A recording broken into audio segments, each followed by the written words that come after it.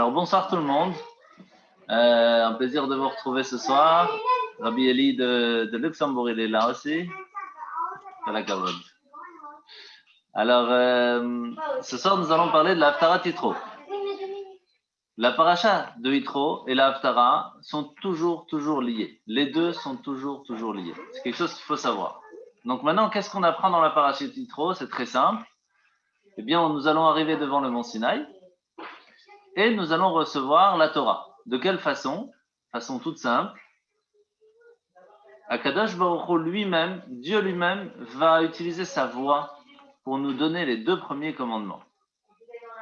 Cela va faire que les âmes du peuple juif ne vont pas tenir dans leur corps et vont s'élever vers le ciel. Et deux fois Hachem va rendre les âmes à tout le peuple. À ce moment-là, le peuple juif va demander à Moshe, s'il te plaît, on a trop peur de ne pas rester vivant dans ce monde. Pars-toi à notre place et ramène-nous la Torah. On va voir quasiment la même chose dans la Haftara. Parce que vous savez que la partie la plus élevée d'études kabbalistes de la Torah ta Kabbalah, c'est ce qu'on appelle Maaseh Merkava, le char céleste.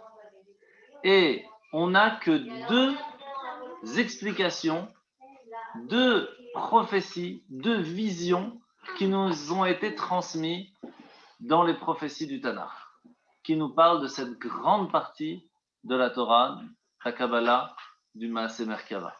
Yecheskel et Yeshayahu. Et ce soir, nous allons voir Yeshayahu. Et qu'est-ce qui va se passer lorsque Yeshayahu il va voir cette grande vision céleste? Il va avoir extrêmement peur. Parce qu'il va se dire, mais c'est quasiment comme si j'entendais Dieu parler. Donc, mon âme va partir, je ne vais pas réussir à vivre. Est-ce que je suis méritant pour pouvoir avoir la chance de voir ça?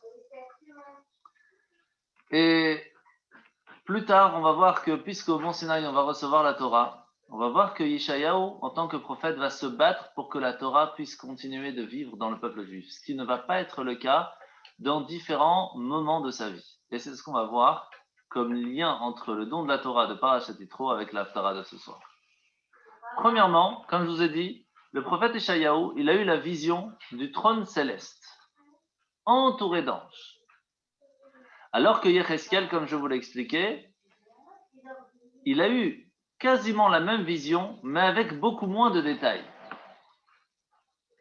Alors, d'après vous, qui a eu la plus grande vision?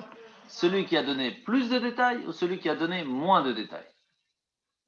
De façon générale, on va dire celui qui a eu moins de détails, c'est celui qui a moins à raconter. Sauf que c'est exactement l'inverse. Parce que celui qui vit dans le palais, quand il parle avec d'autres personnes, il dit « Ah, j'ai vu le roi hier. » Ok, ça va. Pas besoin de me donner de détails, je sais très bien que tu as vu le roi, parce que tu vis tout le temps au palais. Par contre, quelqu'un qui vit en dehors du palais et qu'un jour il vient raconter en disant « J'ai vu le roi », là, il a intérêt à donner beaucoup de détails pour qu'on le croie. Parce que sinon, il a rarement la possibilité de le voir. Donc, c'est plus difficile à le croire. Et c'est pour ça que Yecheskel, qui lui vivait en Eretz Israël, il vivait à côté du roi, il était dans le palais. Lorsqu'il dit « J'ai eu la chance de voir le trône céleste où Dieu siégeait sur son trône », pas besoin qu'il donne énormément de détails pour être sûr que sa vision était exacte. Par contre, alors que Yeshayahu, lui, vivait plutôt dans une autre contrée, alors c'est pour cela qu'il a dû donner beaucoup plus de détails pour prouver sa bonne foi. À partir de là, il faut se poser premièrement la question pourquoi Yeshayahu, il a mérité de recevoir cette vision. Premièrement, qu'est-ce qui s'est passé lorsqu'il a vu la vision du char céleste? Le Maaseh Merkava, si on essaye de le placer dans les mondes spirituels, il se trouve dans les hauteurs du monde de Bria. Donc nous sommes ici-bas dans le monde de Asiya, le monde de l'action. Tout en bas du monde de l'action. On a le monde qui est juste au-dessus, c'est le monde de Yetzira, le monde de la formation. Donc on est déjà dans un monde qui est bien plus spirituel, mais qui reste quand même un petit peu matériel dans un sens parce qu'il y a déjà la formation de l'univers. Il y a déjà des détails qui sont prévus. Si on monte au-delà de ça, on monte dans le monde de la création, le monde de Bria. C'est là-bas que sont créés les anges, les âmes du peuple juif, et bien sûr, comme on vient de le dire, ce trône céleste qui est un petit peu la base même de l'âme du peuple juif, l'âme de l'humanité, et la source même de la vie de tous les mondes que l'on connaît ici-bas. Qu'est-ce qu'il y a exactement sur ce char? De façon générale, on ramène toujours quelques détails qui sont importants à savoir. Le reste, il faut vraiment aller étudier la Kabbale en détail pour vraiment le comprendre. La base, c'est Adam à Elion, un homme qui est appelé un homme céleste, Adam à Elion, l'homme d'en haut, qui se trouve sur ce char. Donc on ne parle pas ici du Kisei HaKavod, on ne parle pas ici du trône céleste où Dieu siège. On parle ici du char céleste. C'est encore autre chose. Sur ce char se trouve cet homme, entre guillemets, qui est en fait la source de toutes les âmes de l'humanité. Et dans ce char-là, il y a 4 roues. Chaque roue a une sorte d'image, entre guillemets, la roue du shor, du taureau, de l'aigle, du lion et de l'humain. Et notre âme spirituelle, l'âme divine qui fait partie intégrante de Dieu, qui va venir s'intégrer en nous, elle va passer depuis Adam à Elion, qui est en fait la création d'Hachem pour que nous puissions vivre ici-bas. Elle va passer par la roue de Pnei Adam, de la face de l'homme. Pourquoi? Parce que le but de cette âme divine est là pour que l'on soit différent de l'animal. Elle est présente pour nous aider à nous élever au-dessus de l'animal, et comme on va l'apprendre maintenant, même au-delà de l'ange. Par contre, l'âme animale que l'on a à l'intérieur de nous, celle qui nous donne l'envie de manger, qui nous donne le besoin d'aller dormir, etc., elle passe directement par la roue du taureau. Et c'est pour cela qu'on appelle l'âme à Bahamit, Behema, qui est l'animal qui reste entre guillemets pas sauvage. C'est un animal qui est dans la ferme. Parce que c'est un animal qui est cachère quand même. C'est un animal qui est content d'être tranquille, qui ne cherche pas non plus à aller se battre ou autre. Alors comment ça se fait que l'on a des personnes qui ont une magnifique âme spirituelle, magnifique, et de l'autre côté, ont ces envies de tuer, de voler, de jalousie, de recherche d'autre chose que la facilité ou la tranquillité. Alors que d'autres n'ont pas spécialement, en tout cas, on n'a pas l'impression de voir qu'ils ont une belle âme, alors que de toute façon, comme on vient d'expliquer, toutes les âmes viennent du même endroit, donc on a tous la même âme, entre guillemets, parce qu'on va expliquer pourquoi la différence. Et pourtant, leur facilité à contrôler leurs pulsions est plus facile. Eh bien, la réponse se trouve tout simplement dans les détails des étapes que l'âme va passer avant de pouvoir arriver jusqu'en bas. C'est vrai que l'âme spirituelle commence par Pnei Adam, parce que son but, quand elle arrive ici-bas, c'est de nous aider à nous élever au-dessus de l'animal, à nous élever, de s'élever au-dessus de l'ange. Mais malheureusement, il faut qu'elle soit filtrée pour arriver jusqu'à nous. C'est une lumière. Et notre corps n'est pas apte à le recevoir tel qu'elle est là-haut. Donc elle va être filtrée. Mais filtrée par qui? Par quoi? Et c'est là que les potentiels différents de chacun va se créer. Plus elle va être filtrée par des roues, entre guillemets, qui sont animales, plus son potentiel sera animal. Et donc, on aura beaucoup plus de difficultés à contrôler nos pulsions, nos volontés, etc. Plus on aura la chance qu'elle va continuer de passer par la roue de l'homme, plus on aura cette envie et cette facilité de continuer à la recherche d'être au-delà de l'animal.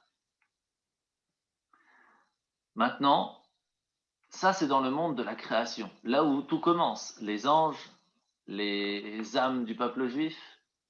Mais il faut savoir qu'au-dessus de ça, il y a aussi un endroit qui est juste au-dessus. Lorsque l'âme passe directement de Adam à Elion à une personne ici-bas, ce qu'on appelle des âmes qui viennent de Hatzilut. Ce sont des âmes qui sont totalement spirituelles. Ce sont les tzadikim qui méritent de les avoir. Que un corps qui est extrêmement parfait, qui va mériter une âme parfaite, dont le travail ne va pas être de travailler sur soi-même pour aller à l'encontre de son âme animale. Elle n'a pas besoin de faire ça. Il n'y a pas de Yetzer Hara chez ces personnes. Il n'y a pas de mauvais penchant. Leur travail, leur service va être de nous guider, de nous aider à monter et à évoluer spirituellement. Et c'est pour cela que lorsqu'on a la chance de s'attacher à un rabbi, quand on dit rabbi, c'est Rosh Bene Israël, un rabbin de communauté qui peut vous aider à avancer spirituellement, eh bien, c'est toujours de rechercher le plus grand spirituellement parlant. Et comme on l'a expliqué pendant la semaine, pour ceux qui ont étudié un petit peu les petits mots de Torah, on voit que il y a une différence quand même entre les premières tables et les deuxièmes tables de la loi, parce que on ne peut pas s'attacher directement au plus haut parce que ça ne nous parle pas. Si on commence à faire un cours de Torah avec directement toutes les formules kabbalistiques du Maaseh Merkava, il n'y a personne qui va pouvoir suivre, même pas moi. Par contre, si on commence doucement chacun à son niveau et qu'on grandit, alors on peut arriver à un certain moment à comprendre et à vivre et à ressentir ce qu'est vraiment cette partie spirituelle et kabbalistique. Maintenant, qu'est-ce qui va se passer pendant cette vision? Trois choses importantes à savoir. Premièrement, Ishayahu lui-même va être imprégné de cette sainteté et Hachem va lui apprendre que son job en tant que prophète, c'est de défendre le peuple juif devant lui. C'est son job, rien d'autre. Et c'est pour cela qu'on va voir dans quelques instants qu'il va faire une petite erreur qui va lui coûter cher. Deuxièmement,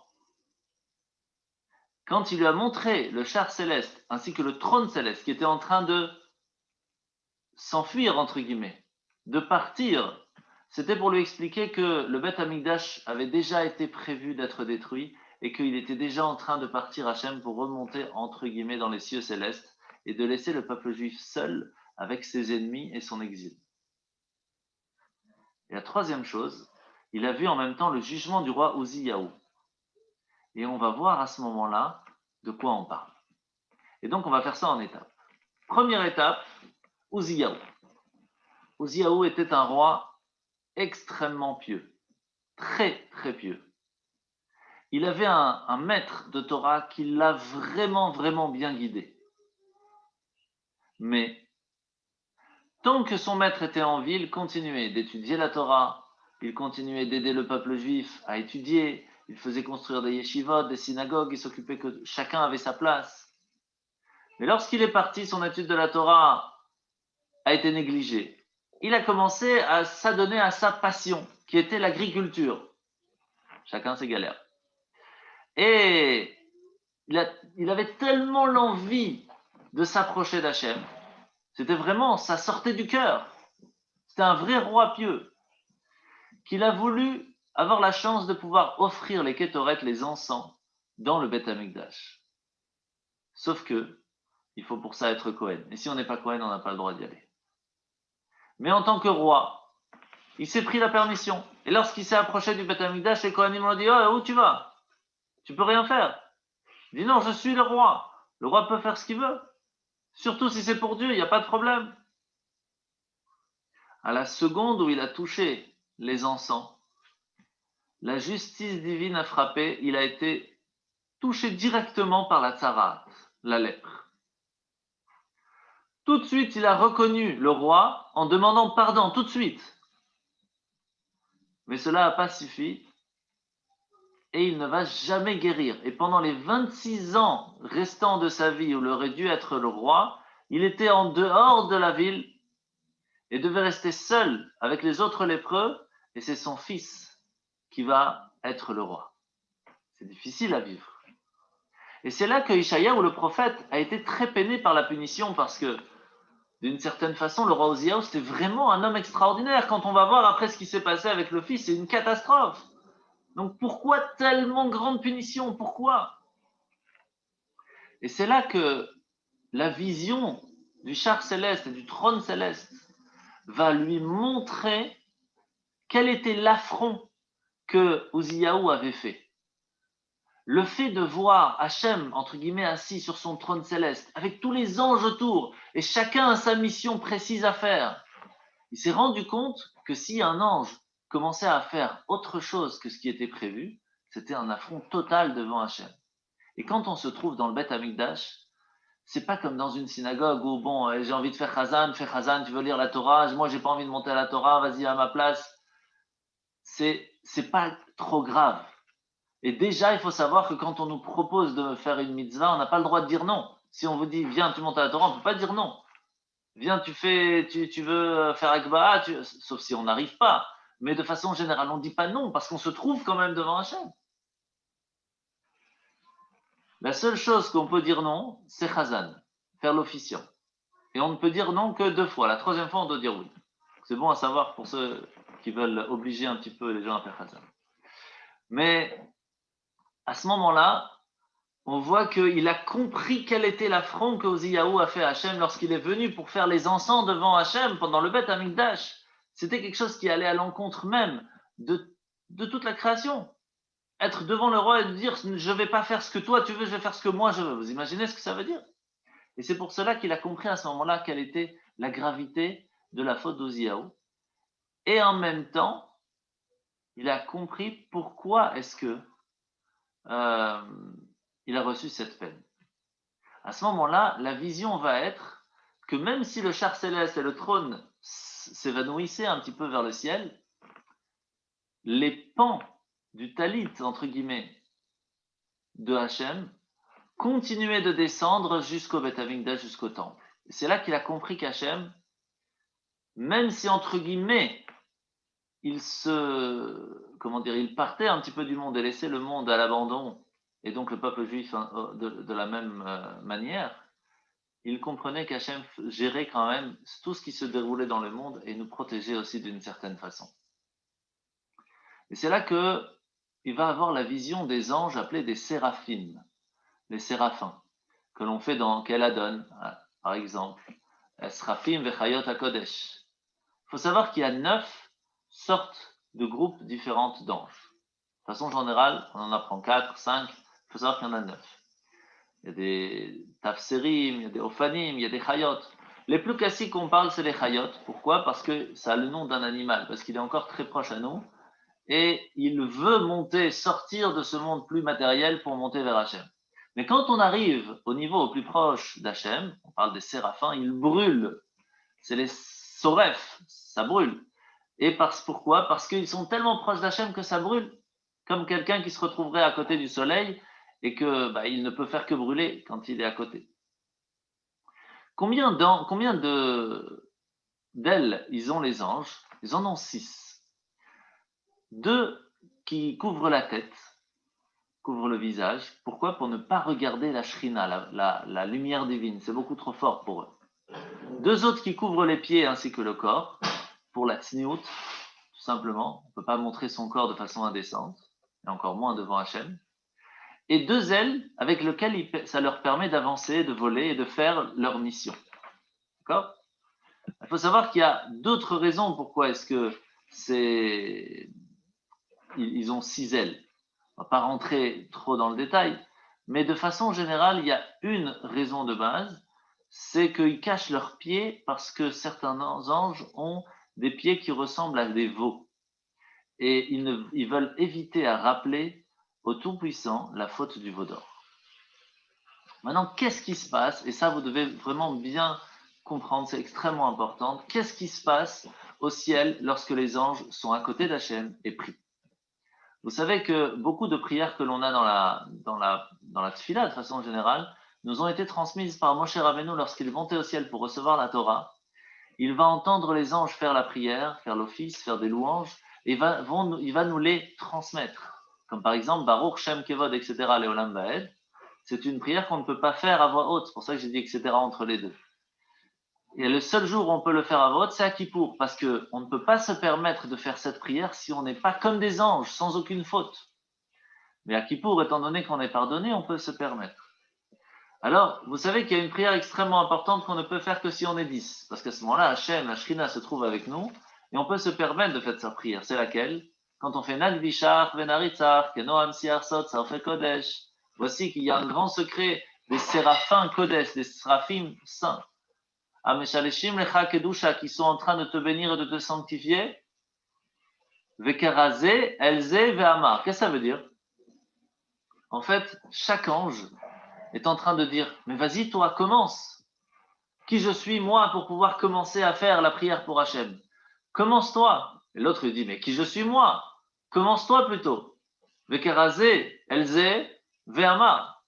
Et c'est quoi Ve'amar? C'est au singulier. Pour nous dire que tous les anges ensemble, à la fin, ils ont compris que si chacun est assez modeste et humble pour se dire, on n'est pas là pour montrer notre propre honneur, on n'est pas là pour chanter au plus fort, ni chanter au plus beau, ni pour montrer qu'ici on est le plus beau des Chazan ou la plus grande communauté. Non, ici, on est en train de prier Hachem.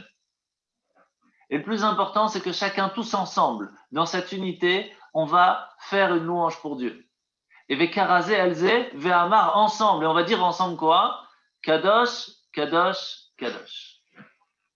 Ça, c'est la première des bases de la prière des anges Hachem, que l'on a le mérite de faire nous aussi lorsqu'on se trouve à 10 pendant la semaine et encore plus pendant le Shabbat. Il faut savoir qu'il y a plus de 4960 millions d'anges qui disent Kadosh, Kadosh, Kadosh depuis le matin jusqu'au coucher. Et depuis le coucher du soleil jusqu'à son lever, c'est Baruch Kevod Hashem Imkomo. Et encore, il y en a qui ont le droit de faire ça une fois par jour, comme Michael, Gabriel, des grands anges connus. Il y en a qui ne peuvent le faire qu'une fois par semaine. Il y en a qui ne méritent de le faire qu'une fois par mois. D'autres qui le méritent de ne faire qu'une fois par an. Et d'autres qui ne peuvent le faire qu'une fois tous les 50 ans, ou même des fois une fois au cours de toute leur existence. C'est assez triste pour eux. Sauf qu'il faut ramener ça un petit peu à nous aussi. Il y a des gens qui ont le mérite de pouvoir aller à la synagogue une fois par semaine, tous les jours par semaine, ou une fois par semaine au Shabbat, ou une fois par mois pour Rosh Chodesh, ou une fois par an à Kippour, ou une fois dans leur vie. Il faut essayer de se dire, nous pouvons être au-delà même des anges, parce que les anges se doivent d'avoir un niveau supérieur pour mériter de faire ces prières et ces louanges devant Dieu. Nous, à partir du moment où nous sommes juifs, nous avons cette âme juive en nous, on peut se permettre de le faire tous les jours. Il suffit d'être 10. Il suffit d'être ensemble unis devant Dieu. À partir de là, on peut comprendre quelle chance nous avons de pouvoir faire la prière tous ensemble. À partir de là, quand on comprend ce qu'on est en train de dire dans la prière, qu'on est en train de bénir Hachem de la même façon que les anges, en train de dire qu'Hachem emplit le monde, qu'il n'y a pas un petit endroit, même aux toilettes, il n'y a pas d'endroit où Hachem n'est pas. Alors on comprend pourquoi les Chachamim nous disent qu'on ne peut pas marcher sans kippa, même pas 4 amot, même pas 2 mètres. C'est pas possible. Parce que c'est comme dire à Hachem, ah je te vois, t'es sympa, mais je pense pas à toi. Tu peux rester là où tu es. C'est un manque de respect envers la Shrina qui emplit la terre, tout simplement. Et c'est pour cela que lorsque Uziyahu est arrivé pour faire les encens, la porte du Beth Amikdash s'est déplacée de plusieurs amot, plusieurs mètres. À cause de quoi? L'impact des anges qui sont venus pour juger Uziyahu qui était en train de faire quelque chose qui était à l'encontre de sa place. La fondation même a tremblé. Et c'est pour cela que la punition d'Uziyahu a été si grave de la Tzarat. Parce qu'il faut savoir qu'à ce moment-là, les anges voulaient le détruire directement, les séraphins voulaient le brûler directement. Et quand on dit c'est la justice divine qui a donné à Uziyahu, c'était en fait une très grande bonté de lui avoir permis de pardonner sa faute pendant ces 26 ans de cette façon. À ce moment-là, Ishayahu va avoir bien sûr une réaction très difficile parce que quand il va entendre les anges en train de dire Kadosh, Kadosh, Kadosh, il va pleurer. Il va dire quoi? J'ai pas profité de ce moment-là pour prier, pour moi aussi dire Kadosh, Kadosh avec les anges. J'ai perdu un truc inimaginable. J'aurais pu prier avec les anges en minyan. Il va dire sûrement parce que ni moi ni le peuple juif n'a les lèvres assez pures pour pouvoir le faire avec eux. Et là, Hachem, il va se fâcher. Ce qui va lui dire que tu veux dire que toi, tes lèvres ne sont pas encore assez pures. Dis ce que tu veux, je peux te pardonner là-dessus. Par contre, que tu dis que mon peuple n'a pas les lèvres assez pures, alors qu'ils ont dit Naaseh Venishma, ils ont dit on va faire et on va comprendre et on va essayer, on va tout faire pour étudier et pour faire. Le peuple juif est pur. Personne ne peut se permettre de dire que le peuple juif n'est pas pur. Personne. Et il y a plusieurs fois où Hachem, il a entendu de la Shonara, il s'est énervé. Avec le même Meriva, quand le peuple, le juif, Moshe a dit sur les Bnei Israël que c'était un peuple rebelle. À cause de ça, Hachem a décrété qu'il ne pourra pas rentrer en Israël. Lorsque, tout simplement, il avait dit, ils vont jamais me croire. À cause de ça, il a eu la lèpre. Le prophète Eliyahu, il a dit, ils ont délaissé ton alliance, ils n'écoutent pas. Il dit quoi? Ils ont délaissé mon alliance peut-être, mais pas la tienne. Qu'est-ce que tu parles? Toi, ton job, c'est de parler bien sur le peuple juif. Et à cause de ça, il va être critiqué. Enfin, donc on voit qu'on ne peut pas se permettre de dire une chose pas bien sur un autre juif. On ne peut pas se permettre. Alors comment est-ce que Hachem va faire pour lui faire pardonner cette faute? Son âme va être touchée pendant cette vision et son corps va être tué d'une certaine façon. Il y a un séraphim qui va, donc un ange qui va venir et qui va prendre des braises ardentes qui étaient en train de faire les encens spirituels au ciel. Et c'était tellement chaud que même avec la pincette, il a lâché. Il va prendre une pincette qui va tenir la pincette pour tenir la braise. Et il va la toucher les lèvres de Ishayahu à ce moment-là pour lui faire pardonner de ce que ses lèvres ont dit quelque chose qu'il ne fallait pas. Et c'est quoi en fait ce qui est donné en cadeau à Hachem? C'est l'âme des tzadikim, l'âme des juifs qui ont donné leur vie par Kiddush Hachem, qui ont préféré donner leur vie pour ne pas transgresser la Torah. Toutes ces âmes qui se sont fatiguées pendant leur vie et qui ont dit j'aurais voulu aller me reposer ou voir un film, mais non, je vais aller à la synagogue, je vais aller prier, je vais écouter un shiur du vendredi soir ou de jeudi soir. Ces âmes-là sont des cadeaux pour Dieu. Et c'est les plus beaux cadeaux, c'est ce que Hachem aime le plus. Comment il va partir de ce monde en fin de compte lorsque le méchant roi Ménaché, donc c'est à la fin, donc là on saute toute l'histoire de Yeshayahu, où il va être très contrarié par ses reproches et il va lui demander comment ça se fait que tu peux te permettre de dire que tu as vu le chariot céleste alors que même Moshe dit qu'il n'a pas vu, comment c'est possible que le serviteur soit meilleur que le maître? Et il a compris qu'il voulait le tuer, donc il a utilisé un nom divin qui lui a permis de se cacher dans un arbre. Sauf que qu'est-ce que va faire le roi Ménaché? Il va couper l'arbre et en même temps il va tuer Ishayahu. C'est comme ça qu'il va réussir à se faire pardonner, rien que du fait d'avoir dit le peuple juif n'a pas les lèvres assez pures pour pouvoir se permettre de faire une prière. Comment on doit faire attention quand on parle d'une personne, d'un juif qui est peut-être pas encore au top, parce que Hachem aime chacun d'entre nous. Chacun d'entre nous. Donc Ishayahu, c'est possible que ça s'éteigne parce que les 40 minutes sont finies. Donc on se remet juste après si vous voulez bien. Donc Ishayahu va donc entendre la voix d'Hachem qui va lui dire est-ce que je peux t'envoyer pour réprimander le peuple juif? Il dit je veux bien, mais quoi, quand, quoi, comment? Il dit d'abord est-ce que tu es prêt? Sache qu'ils ne vont pas spécialement t'écouter. Est-ce que tu es prêt, oui ou non? Il dit oui, je suis prêt, j'accepte avec amour tout ce que tu me demandes de faire. Il dit puisque tu n'as pas blâmé mes enfants, tu vas recevoir ma névoie, ma prophétie directement de moi, et pas par l'intermédiaire d'autres prophètes. Et grâce à tes prophéties, tu vas pouvoir donner un réconfort aux Juifs très fort. Et c'est pour cela qu'il va donner d'une certaine façon le début de l'exil, en disant au peuple juif que En Malasot, l'exil est déjà prévu. Donc, malheureusement, il faut vraiment une teshuva énorme pour annuler la destruction du temple et annuler l'exil. que c'est déjà prévu qu'il y a 1/10 du peuple juif qui allait survivre, et que même après ça, c'est pas sûr que ce sera facile, et ça, c'était prévu déjà au temps d'Échaïaou,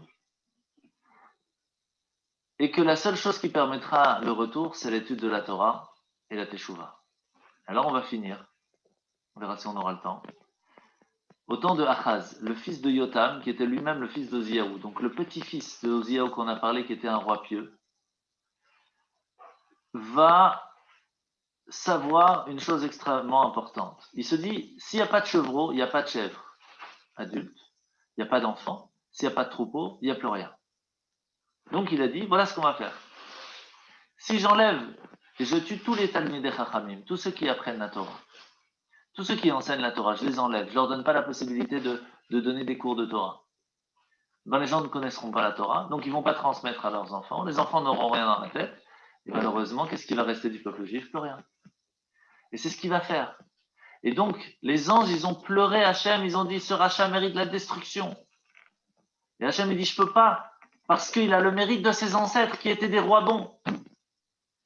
Alors, qu'est-ce qu'il va faire? Bien sûr, il va y avoir plein d'histoires, comment Achaz, il va être puni. Mais son fils, c'est le roi Hiskiyahu, qui va être un roi extraordinaire, et qui va tellement remettre la Torah au milieu du peuple juif, que c'était même prévu qu'il soit Mashiach. Et étant donné qu'il avait 8 noms, il a mérité de gagner contre Sancheriv.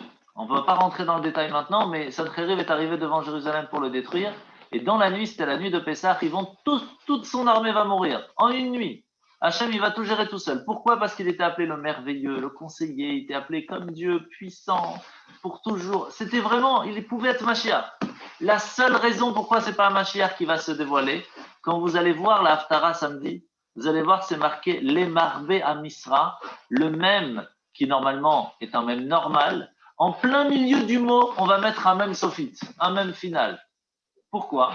Parce qu'il a oublié de remercier Hachem après toute cette histoire. Il aurait dû faire une shira, une chanson, remercier Hachem. Rien que par ce remerciement, il aurait pu amener Mashiach. Et c'est pour cela qu'on s'appelle des Yehudis, des Juifs, qui vient du mot modé, léodot, remercier. Et le remerciement est la base de tout. Et rien qu'avec ça, on aurait pu mériter Mashiach. Et ça, c'est le lien de la paracha avec la Haftara. On reçoit la Torah ce Shabbat. C'est la Torah qui nous a toujours protégés. C'est la Torah qui nous protégera, qui nous amènera à Mashiach. Hazak. Des questions? Hazak. Merci beaucoup, Rav. Avec plaisir.